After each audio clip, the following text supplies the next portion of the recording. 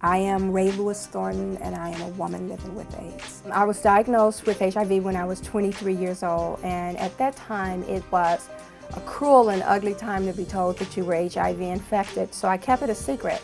I didn't want it to interfere with my political career. Jesse Jackson is my mentor, and I remember the day I had to stand before Reverend Jackson to tell him I had HIV.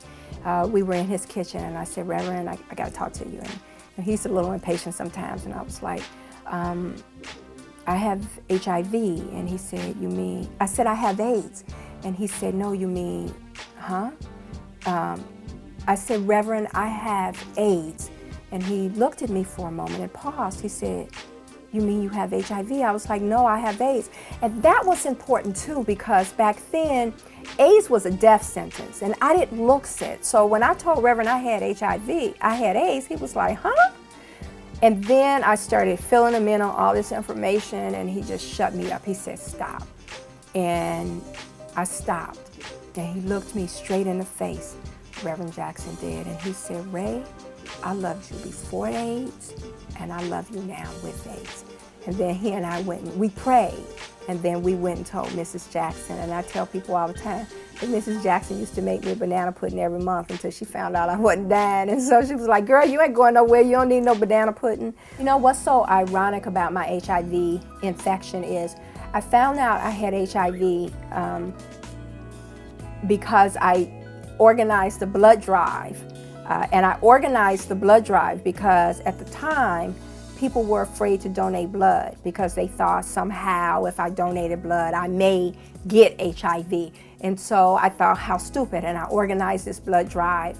And the Red Cross had been testing HIV for about a year and all donated blood. And about 3 months later, I received a letter, and I went in and they told me that I had HIV. I'm really proud to have been the first Black woman to tell my story nationally. But since then, you know, I've just taken this message across the country. It was hard, boldly talking about my life. I had to get people to see that I was normal, that there was nothing atypical about me, but that I made a choice that put my life at risk. I was taking birth control pills. I was trying not to get pregnant and embarrass my mama.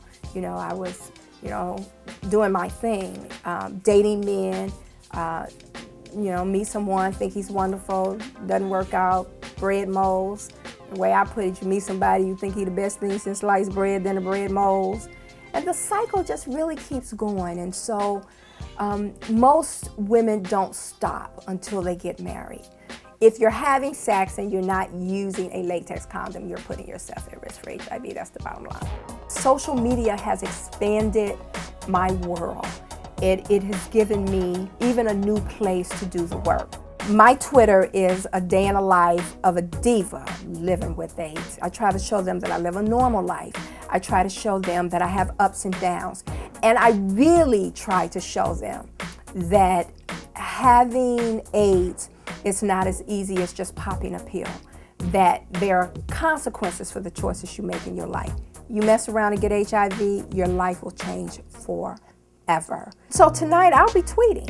I'll be tweeting people eating and drinking and eating the chili I made and having a great time doing it. And that's what it's all about. Letting people know that people with HIV are normal people too, that we live lives just like people without HIV. You never really know how you're going to impact people. You hope that everybody get it. You understand that everybody won't. And for the people who don't get it, then I hope that they understand through my life that it's not a death sentence, but that it's a lot of work and that their life has been changed forever. HIV is 100% preventable. Protect yourself.